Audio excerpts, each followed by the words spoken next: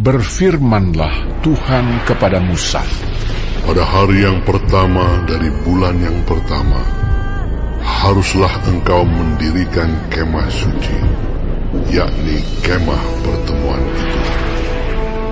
Kau tempatkanlah di dalamnya tabut hukum, dan kau pasanglah tabir sebagai penudung di depan tabut itu.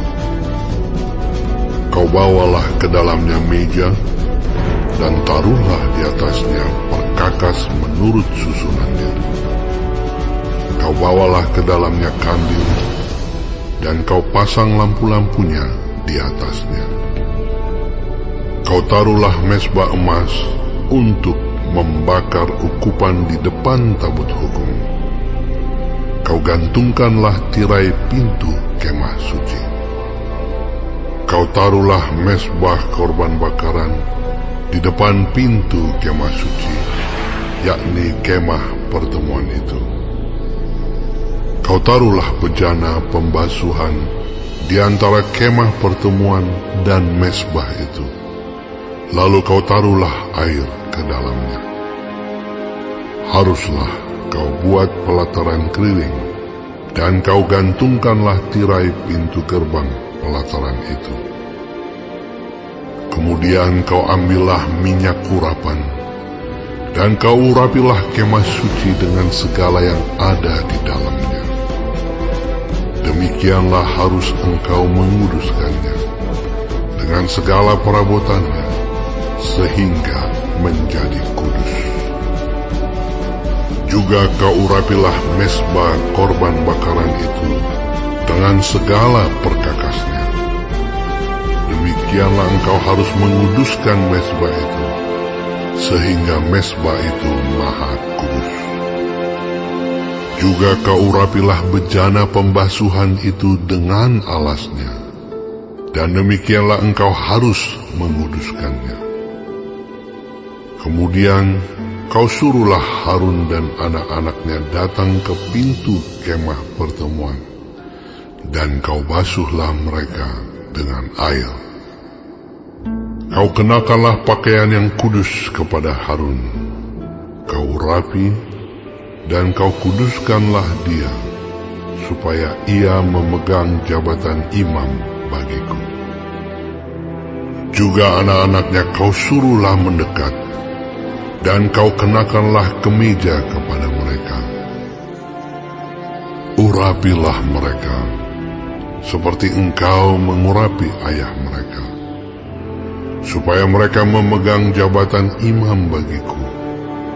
Dan ini terjadi, supaya berdasarkan pengurapan itu, mereka memegang jabatan imam untuk selama-lamanya, turun-temurun. Dan Musa melakukan semuanya itu tepat seperti yang diperintahkan Tuhan kepadanya. Demikianlah dilakukannya. Dan terjadilah dalam bulan yang pertama, tahun yang kedua, pada tanggal 1 bulan itu, maka didirikanlah kemah suci.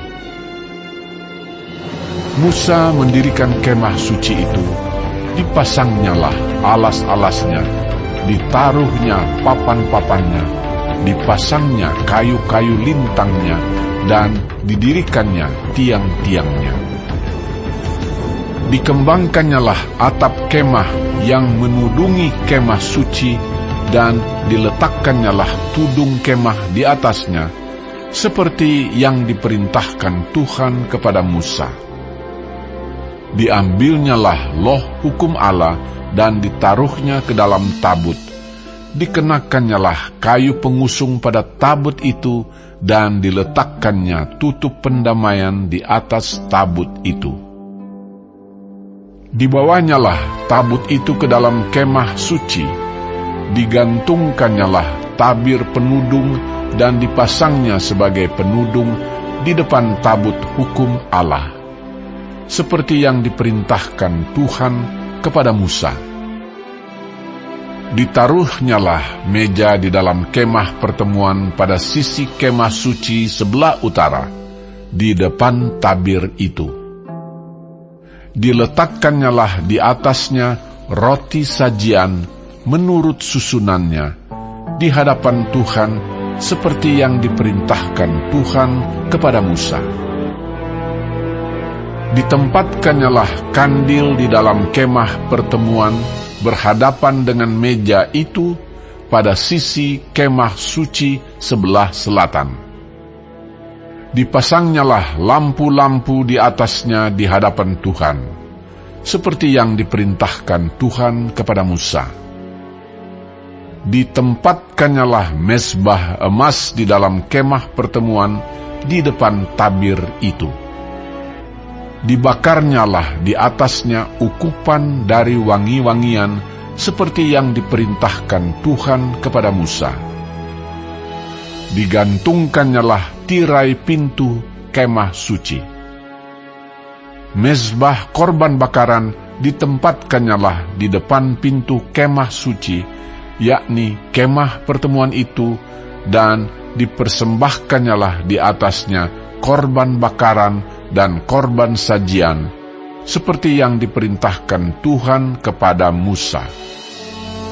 Ditempatkannyalah bejana pembasuhan di antara kemah pertemuan dan mezbah itu, lalu ditaruhnyalah air ke dalamnya untuk pembasuhan.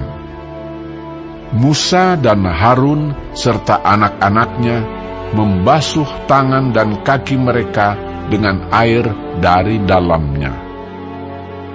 Apabila mereka masuk ke dalam kemah pertemuan dan apabila mereka datang mendekat kepada mezbah itu, maka mereka membasuh kaki dan tangan seperti yang diperintahkan Tuhan kepada Musa. Didirikannya tiang-tiang pelataran sekeliling kemah suci dan mezbah itu, dan digantungkannya tirai pintu gerbang pelataran itu. Demikianlah diselesaikan Musa pekerjaan itu. Lalu awan itu menutupi kemah pertemuan, dan kemuliaan Tuhan memenuhi kemah suci, sehingga Musa tidak dapat memasuki kemah pertemuan, sebab awan itu hinggap di atas kemah itu, dan kemuliaan Tuhan memenuhi kemah suci. Apabila awan itu naik dari atas kemah suci, berangkatlah orang Israel dari setiap tempat mereka berkemah. Tetapi jika awan itu tidak naik, maka mereka pun tidak berangkat sampai hari awan itu naik. Sebab awan Tuhan itu ada di atas kemah suci pada siang hari, dan pada malam hari ada api di dalamnya, di depan mata seluruh umat Israel pada setiap tempat mereka berkemah.